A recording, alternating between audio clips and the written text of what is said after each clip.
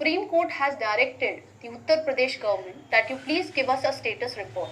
What all steps you have taken after the killing of Atiq Ahmed, his brother and his son.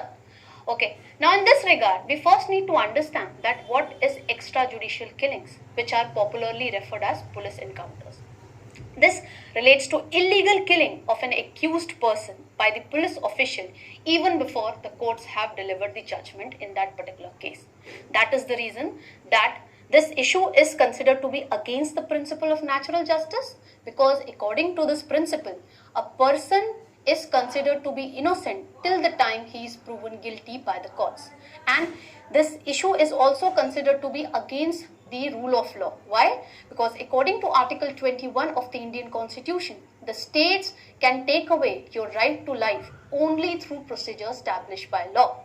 Okay? And we know that this practice of police encounters is illegal. It is not authorized by the law. Okay?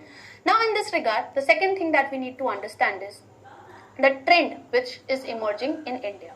Now in this regard, Rajya Sabha has provided a report which highlights this fact that majorly the police encounters are taking place in the state of Chhattisgarh, and secondly it is taking place in the state of Uttar Pradesh. Okay.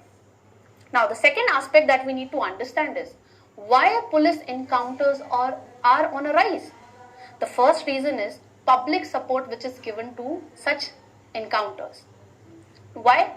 Because public, on account of huge backlog of cases in the courts, feel that this is the easiest way to get timely justice. This we can understand by referring to this very example which was there in the state of Telangana. In 2019, the Telangana police, killed 4 men who were accused of raping a woman. And the public gave a lot of support to such Telangana policemen. Secondly, the police is also getting political support. The state government are giving political support to such police encounters in order to highlight that they are taking very great measures for maintaining law and order in the state. This we can understand by referring to this Operation Langda which is going on in Uttar Pradesh police. Then on account of police training and on account of pressure from senior officials, police officials time and again resort to punitive measures, torturing the individual in order to get the truth out of his mouth. Okay, and this is on a rise. Why? Because the police lacks modern technology capabilities. They do not know how to use the modern technologies like forensic technologies, data analytics, facial recognition, etc. Okay. Then there is inefficiency in the police also. This we can understand by referring to this ratio of police to population. Globally, it is around 270 to 1 lakh people, while in India, we only have 120 policemen per 1 lakh population. Okay, and that is the reason that police officials time and resort to police encounter, because they consider that this is the easiest way to close that particular case. Then there is work pressure and there is hero worshipping also of the policemen who are involved in police encounters.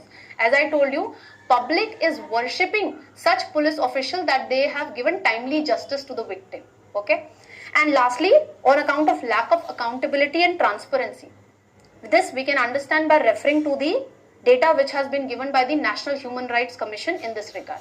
According to NHRC report, no conviction has been done with regard to the officials who were involved in around 813 encounter killings, okay, between the time frame of 2016 and 17 and 2021 and 22.